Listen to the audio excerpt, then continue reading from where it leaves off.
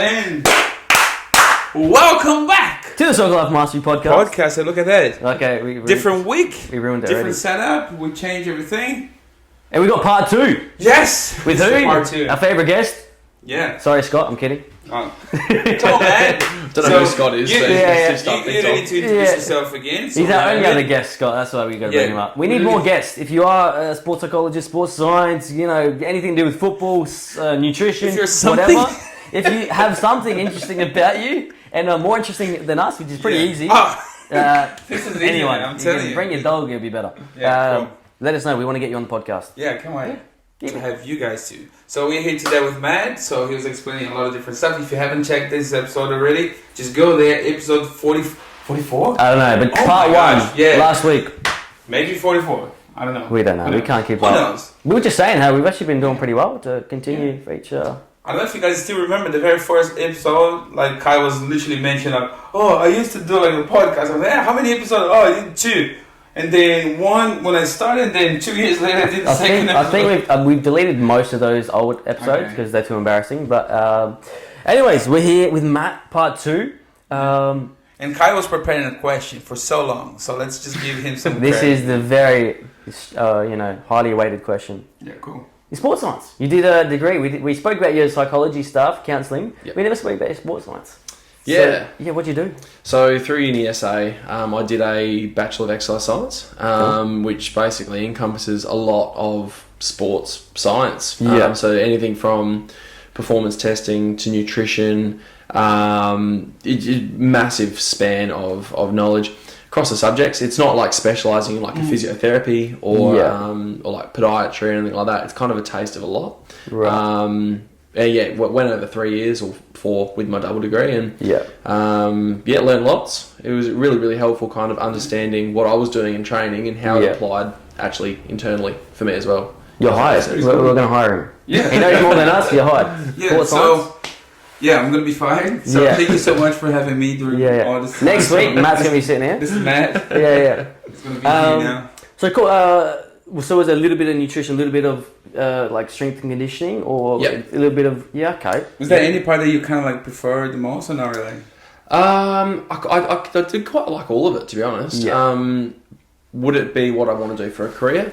Maybe not, but I got a lot out of it, particularly as a sports person myself, and I really appreciated how broad the topics were. I think I really enjoyed program design, so that was probably one of my favourite parts. And program is in like a fitness program. What type of program? Exactly, yeah. So for one of my later year placements, I had to go into the Uni SA gym and prescribe 2 exercise plans over an 8-week period for 2 clients. Yeah. Relevant to their goals, their interests, and physical limitations they might have had, like due to injury or age or whatever it might be.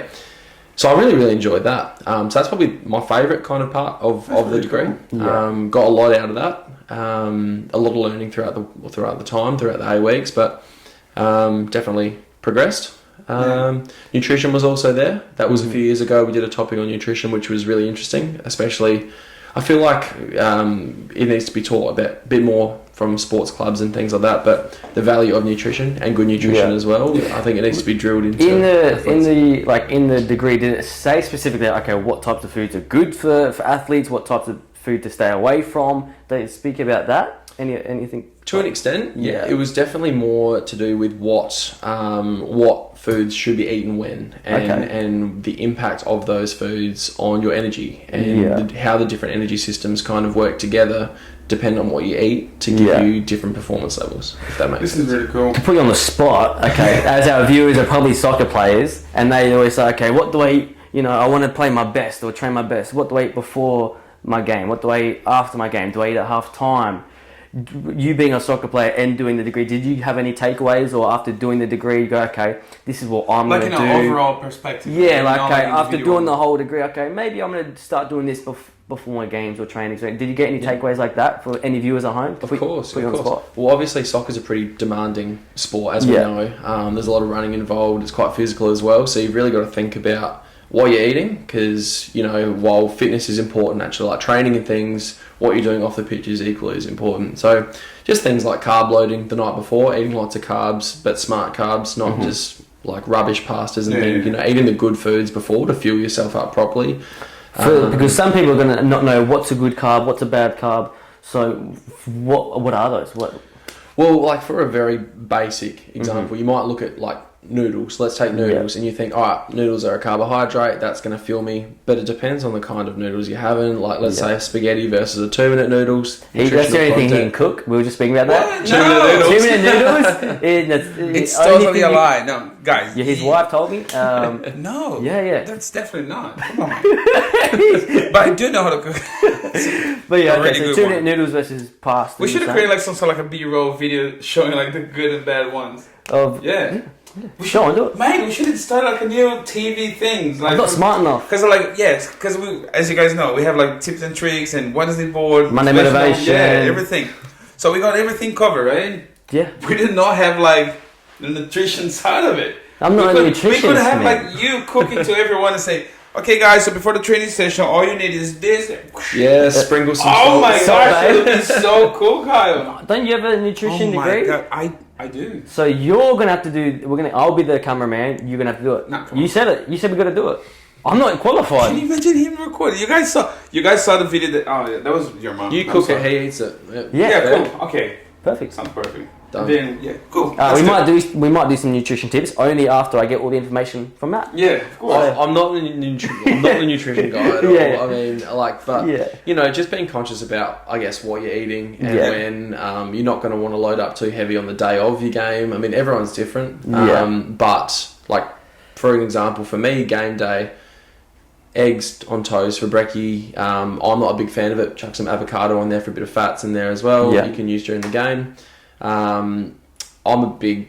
It's just a personal preference. But I'm big against chocolate on any day that I'm training. I feel really sick. Yeah, I get that. Mental thing more than anything. But I would have died without it. Yeah, really? You eat chocolate before you? No, this is before the game. I know that sounds weird, but I remember like once that one of my coaches was like, I was like, Coach, I'm not feeling good. Yeah. And then I remember like he just gave me like just a small bar of chocolate. He was like, just have the one. I think you can have like your energy like 5-10 minutes. You're gonna feel a little bit better. And then I don't know if that was true or not, but like I believe it. Yeah, I believe it's a placebo thing. Well, it gives you a bit of serotonin, doesn't it? Like the chocolate. No, yeah, it does. Yeah. But like so a lot of people like just kind of like feel sick. Yeah. You know what I mean? So like eat something like quite it's strong. Like too and much, you want some water, then you drink too much water because of that. But then, oh my gosh, I was flying that day. I scored 2 goals, and I blamed chocolate. Yeah. I blamed chocolate. I was like, every time I was like celebrating, I was like, chocolate. No, I didn't do that.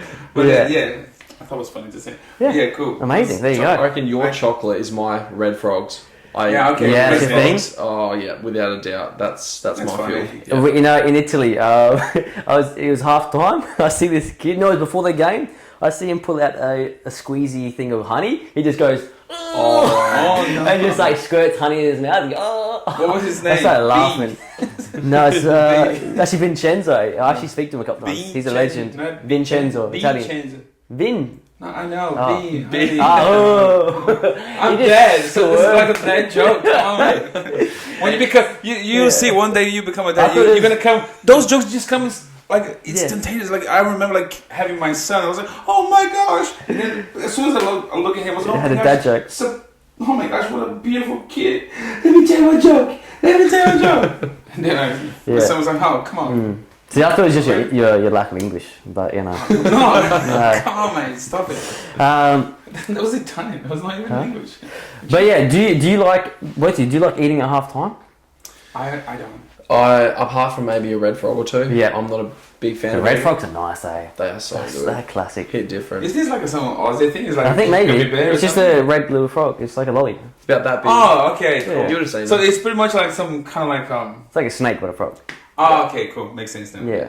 Just a little bit of sugar. This is not Aussie thing. Yeah. That's funny. Did they in like the exercise stuff? Did they speak about like should you have like simple sugars before the game or complex carbs? I know some of these words. I don't really know too much about it. But they go into anything I'd about love that. to spitball, but this was like a few years ago. Yeah, right. I wouldn't want to say it and being Yeah. But, I think This is unlicensed, unprofessional opinions. yeah. Anyways. Well, let's take, for example, I'll run you through, like, before a game, night before, I'm big on, like, a spaghetti bolognese. Yeah. Obviously, I love it. Yeah. But also, there's a bit of protein in it if you've got some meat in there. Yeah. You got your pastas, which is really important for the carbs. Bit of a slow burn energy for the next day. Make sure a lot of water as well. I think, me included, but we neglect water 100%. a lot. Because you're going to sweat when you're running around, you're going to be sweating, and you need to replace that. But it's also thinking about what you can have after your game as well. Because when you're bumping into people, you're wearing and tearing your muscles away. You want to think about your proteins and stuff, which obviously helps with muscle rebuild and obviously, recovery, so that you can go back to training and not feel as sore. And you just got to think about those things as well. Yeah, I've a very simple approach, and I'm very unqualified, zero education, year 10 high school staff, but this is my opinion, is like I think about, okay, carbohydrates are my performance food. So I'm going to have that when I want to perform. And then my proteins and my fats are like, okay, let me rebuild my muscle, get my nutrients back. And not neglecting your vegetables and micronutrients. Okay, have your salads, don't ignore those for your health and well-being. But carbs, let me get me energy, let me go sprint and run. Yeah, because after like a long performance, normally we kind of like put some sort of like protein in the body, right? Yeah. Even like some source of protein instead. Yeah. And then, like after you finish, when you go for a dinner or something, like when you're working in a club or something, they keep saying, hey, just try to use the protein now because you need to recover. Yeah. And like less carbohydrate right now. You can put some, but it's just because you want it.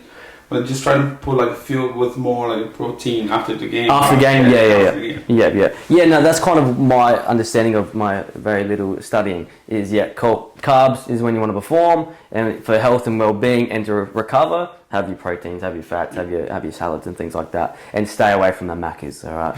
Even though I think people keep saying, but McDonald's has like protein, McDonald's has like carbohydrate, and has salad. Dude, cool. Salad, I don't know about that. For one piece of lettuce, but dude, I must say, I had when I was playing at Vipers a year or two ago, I had it was late or something, so we picked up like a Macca's toasty.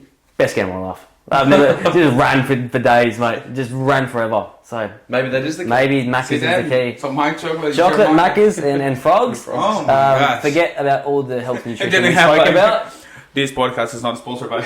Mate, this is a disclaimer. No professional advice here. Just unprofessional only. Yeah. Which is quite easy for you to understand. We're not going to say to you, hey, okay, go there, buy the Big Mac and go for a game. Yeah. Yeah, you're going to see like the next advertisement is going to be like some sort of like medicine for you to get. You're going to get sick for sure. Yeah. That's nutrition. Nutrition 101. If you want to come study, just come here with us. Yes. We have the best Our advice. nutrition side of it is... Don't worry about going to uni. Can I ask you something? Because like I think I asked Kyle before, but like growing up in Brazil, I think the only thing you kind of think is about soccer. Yeah. First of all, because we don't have like plenty of facility that can facilitate for you to go there. Okay, I want to play like a basketball, like a volleyball or something, like footy.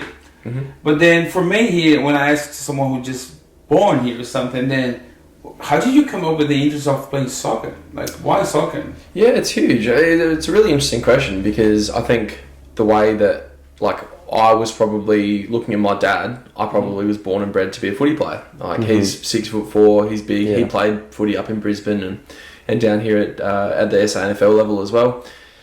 But I think, like, I did trial footy for a little bit, for like 1 year when I was younger. But I think watching, a few of my other mates who had maybe older siblings play soccer, they're going to gravitate towards soccer. So I obviously want to play with my mates, so I'll play soccer too. Yeah. I think once you get that kind of ball rolling as a kid, it's probably similar for you guys as well. Once you kind of get into that rhythm of playing, you develop a love for it. Yeah. Even like obviously I'd never had a dream of going professional with soccer, but I loved hanging out with my mates, playing like a game that I did love, and doing that as a young kid. For me, there was never a pressure to play soccer, which I think is massive. Yeah. And I'm really happy that my parents didn't pressure. Because you got pressure of playing footy technically. Well, yeah, so I think that I was quite lucky that pressure wasn't really there for me, and I feel like with other people that might be, if dad was a footy player or mum was a netballer or something, the kids might be pressured to playing a particular sport. My son is a perfect example. My son hates soccer. But you make him. He's like, Dad, I don't want to do soccer, please. Just don't put me in. Yeah. It's like pretty much like that. And I don't know if I just kind of like push him too much, or maybe because I was working and he had to go with me because we don't have like any relatives. So every time I was going to work, he was going with me. Like, soccer again, soccer. It was like More soccer. Like that. More soccer. And now he loves going with me. Yeah. But like, Dad, can I have a camera? Yeah. So it's different. So he just keeps asking, Dad, can I record you? Can I take some pictures? He's going to be the best cool. videographer. And then, well, that's my passion too. So yeah, go for it. That's really cool. So cool. It's quite funny because like, I remember like the first shock I have like when I moved to Australia. I remember like I was driving in Melbourne and then so many parks, so many people playing all the time and so many people playing soccer. And I was like, why they don't take soccer as serious as we do? Look how many facilities, look how many people just training. And then I got like kind of like, oh my gosh, I just don't get it. I want to become a soccer coach again because I was getting sick of being soccer coach. And I mentioned that to Kaya and then I was like, so cool, different approach, different language. And I was like, okay, cool. I just felt like my motivation to do like exactly what I was doing before. Was it almost a bit of a breath of fresh air for you? And So I started working as a soccer coach 2002, and then until 2015 I was working like quite a lot. And then 2015 I was like, I don't want to do it anymore. And then 2015 until 2016, December 2016, I didn't do anything. Then I moved January to Australia in 2017, and I was like, okay, cool, maybe I think it would be the best idea because I don't speak English. Oh my gosh, how am I gonna do it? And then I asked a friend of mine, hey, can you just teach me like some keywords to start doing like my soccer training session? He did, and I was like, okay, cool. And then I felt like a challenge coming again. I was like, cool, so that's different, And then just started to get my passion again. And then when I met Kyle, I was like, come on, futsal, it's something that we do in Brazil. Like until you have like 12, futsal is the only thing you play. For sure. And then oh my gosh, futsal is quite nice. And then I was doing a soccer training session at a club. And then I was doing the session just like, I don't want to be here. I want to be doing futsal now. I want to be doing futsal now. I don't want to be here. And then the last time he just said, hey, I'm going to ask you again. Would you like to be one of the coaches as well in videography? I was like, cool, just put me in. Let's do it, And then I felt the passion, everything coming back again. I was like, okay, cool. And now I'm just going to say I'm quitting. I was just going to say, hey, join us here Monday, Tuesday, up north, Valley View, the Parks Recreation Centre. Can you imagine? And that's Thank you so much for having me during that. That's how you resigned, just like that. on the podcast, imagine with live stream. It is live. It's not live. Anyway, I would never. I love everything what I'm doing here and having the chance of getting to know like a lot of different people and seeing different perspectives. That's also something that just kind of like, oh my gosh, this is so cool. Look at that. We all been to that sort of like a roller coaster, just getting injury. Oh no, I'm back again. Oh no, again. Oh. And I've been doing this with my visa, this with like the training, but I'm always like here, and I don't mind. Just doesn't matter how hard it is. What? What did you say? I was just what was the that? same accent that you did with the Sylvester Stallone thing. You just yeah, how hard you can hit. Remember, like just say it. I forget how it goes. What's the accent? What, say the quote again? I forgot. I don't remember too. It's not how you get hit. It's how you get hit and get back up or something. Pretty much. Anyways, he's a Rocky fan. How hard it can hit. Yeah. Anyway, that's one. Moving on. It was pretty much like it's just like I was in English. Hey, how you going? Yeah, see, he's been disrespectful to Australian accents. Come on, guys. Look, when I moved to Australia, the first thing I learned was like pretty much like joining friends and how you do. You're trying and then I come here like how you go. You're trying to extend your visa. The people might be watching you. I know. Don't let the centre hear you bagging out Aussie accents. Yeah, I'll deport you. I'm sorry, guys. This is just an apology video right now. Yeah. Thank you so much for having me in this country. Country that I love. Actually. But anyways, I actually thought you were a footy player. Yeah, I mean, like when I first saw it, I thought, oh, he's a footy player. And then you mentioned that I'm like, oh, legend. He plays midfield. Yeah, you kidding me? That's awesome.